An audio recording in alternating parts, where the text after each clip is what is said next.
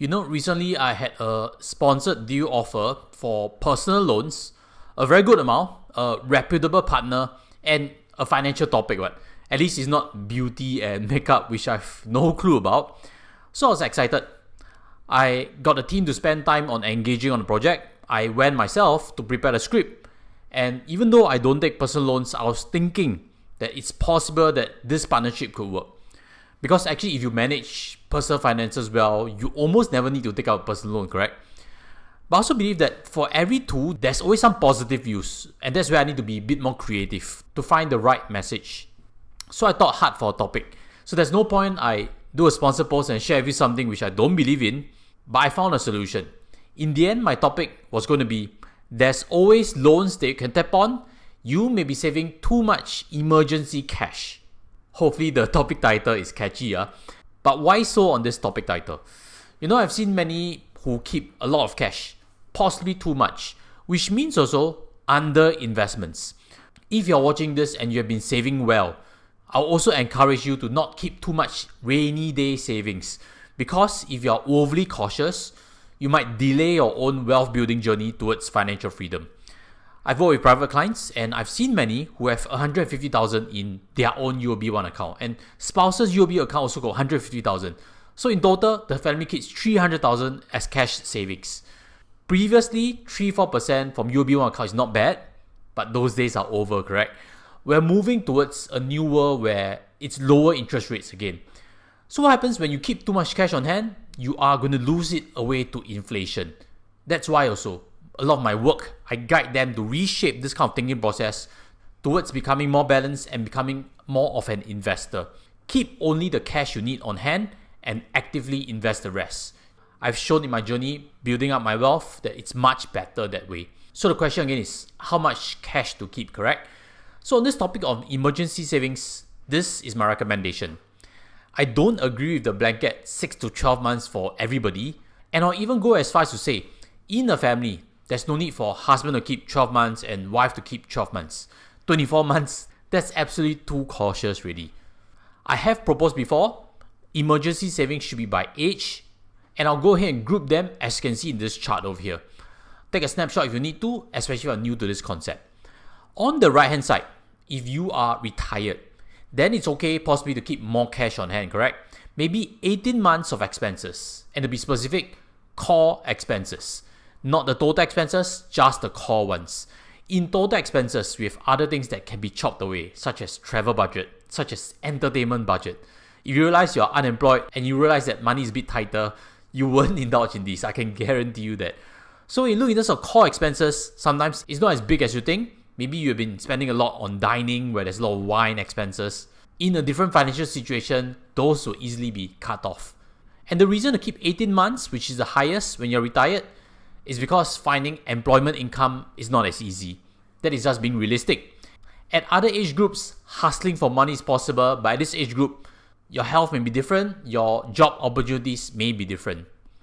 So next to it is if you're age 45 and above, and I'm assuming you're still working. Of course, some of you may be early retirement, but for the rest who are still working and needing to feed the family, I guess 12 months of core expenses is what I'll recommend. At this age group, typically you still have some mortgage. So very simple. What you do is to keep some CPF OA to buffer for the mortgage costs. If your mortgage is $3,000 a month, buffer at least $30,000 so that 10 months of mortgage is settled. Very simple. And with that, you can exclude it from core expenses. At this age group, typically you have children in secondary school or tertiary. So expenses might still be high. There's a lot of tuition costs nowadays. So let's put a hypothetical amount. If the family expenses are $8,000 per month, which is quite reasonable, studies have shown it's about $6,000 plus previously. That's for a family of 4 with younger children. That's why $8,000 today is a good point to anchor against. Then 12 months of core expenses means $96,000 for a family will do. No need for $150,000 each, not even needing $100,000 each. Just maybe $50,000 each between husband and wife can already. Next, if you're slightly younger, 35 to 45, I'm in this age group. If you have a family, likelihood your kids are still very young.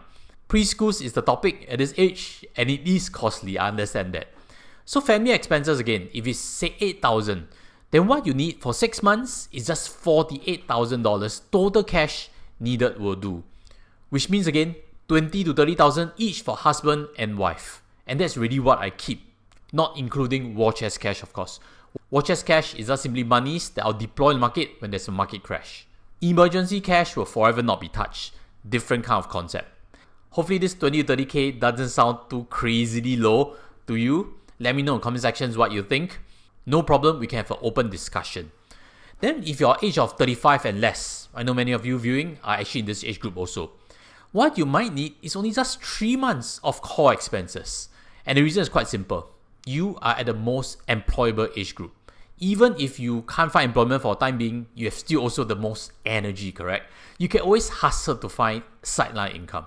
And if you're single, staying with parents, I would guess that your expenses could be actually very low. Maybe even $2,000 per month only. So you realize that if you have emergency cash of $10,000, that might be enough already. And once you adopt this mindset, you realize you can actually invest a lot more aggressively. $10,000 seems very low, and I know what you might be thinking. Hey Josh, are there situations where you really need more cash than your emergency savings? Let's talk about 2 biggest situations you might need it. The first is unemployment or sudden retrenchment. If we affected core expenses well, you realize that 3, 6 or 12 months would take care of the situation. The only one that cannot be taken care of is very likely sudden healthcare costs. There is a chance with proper insurance planning also, that could be something that you need to pay that is going to come out of your pocket. At this point, I can even share, my own father had stroke, and even in that situation, that healthcare cost was well managed also. So what I'm trying to say is right now, we are thinking very kiasi, we are thinking very cautiously. And when we think about it, actually, sudden healthcare costs, it can be big, it can be small, and it's also not calculated based on your monthly core expenses, correct? It's a big unknown figure anyway. So we can't really match idling cash with an unknown figure. That is one possible situation whereby maybe a loan might be helpful, like a line of credit to businesses for really unforeseen situations. If need, then tap. If don't need, don't tap. Really break glass situation whereby you might need more time to sell your investments.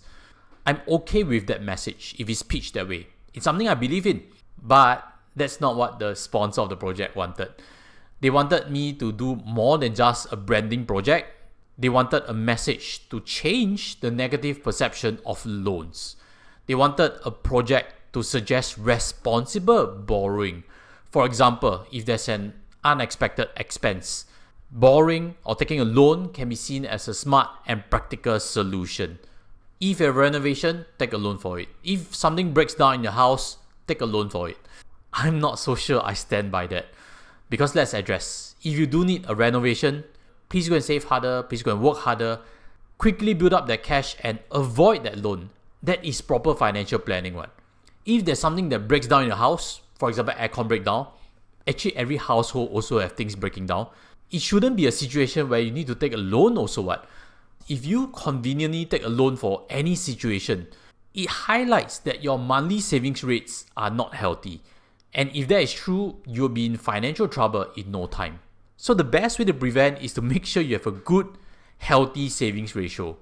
Use proper financial planning, have enough investment assets. There are always things that are in the green actually when you are properly invested that you can sell anytime. That is how I run my own finances. I've shared it transparently with you before. And I like to only keep sharing things I believe in. So how to do this loan project? I told the team, cannot what? I told the team to walk away. You try walking away from money, or you try telling your team to walk away from money. That's even harder actually. So if you support what I do, smash your subscribe. It means the world to me. It means the world to us. Smash the like button also, and thank you very much for the support.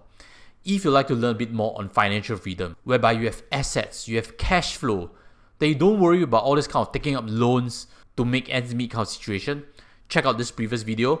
I teach on financial freedom over there, or check out this also where I shared my own net worth.